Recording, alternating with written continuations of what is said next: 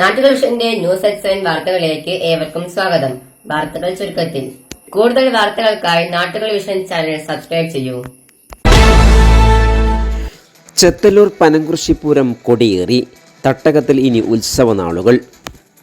April 9-നാണ് പ്രസിദ്ധമായ ദേശവേല സംഗമത്തോടെ പൂരം ആഘോഷിക്കുന്നത്. വിശദമായ വാർത്തയിലേക്ക്.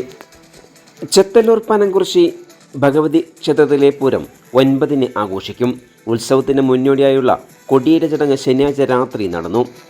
ക്ഷേത്രം തന്ത്രി തീയന്നൂർ ശ്രീധരൻ നമ്പൂതിരിപ്പാടിൻ്റെ കാർമ്മികത്വത്തിലാണ് ചടങ്ങുകൾ നടന്നത്.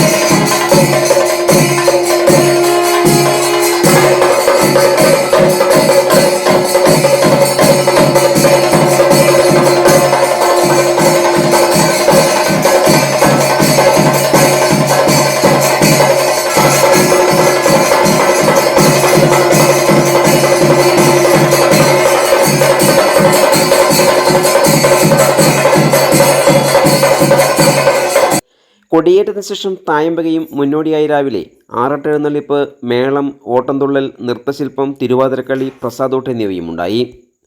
പുറപ്പാട് കഴിഞ്ഞ് 3-ാം ദിവസം രാത്രിയാണ് ഇവിടെ ഉത്സവ കൊടിയേറ്റ് നടക്കുന്നത്.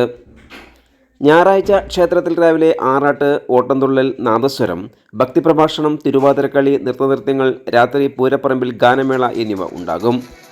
തിങ്കളാഴ്ച രാത്രി നാടൻപാട്ടും, ചൊവ്വാഴ്ചയാണ് ക്ഷേത്രത്തിൽ വലിയ ആറാട്ട്.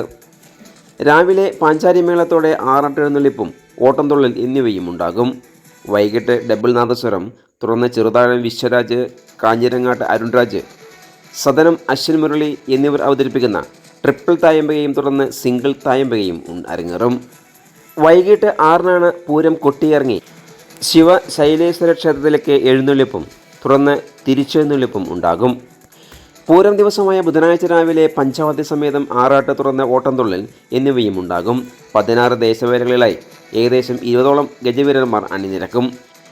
ക്ഷേത്രത്തിലെ കൊടിയേറ്റത്തോട് അനുബന്ധിച്ച് രാത്രി ഭക്തർക്ക് പ്രസാദൂട്ടും നൽകി. പ്രസാദൂട്ടിൽ നിരവധി ഭക്തരാണ് പങ്കെടുത്തത്.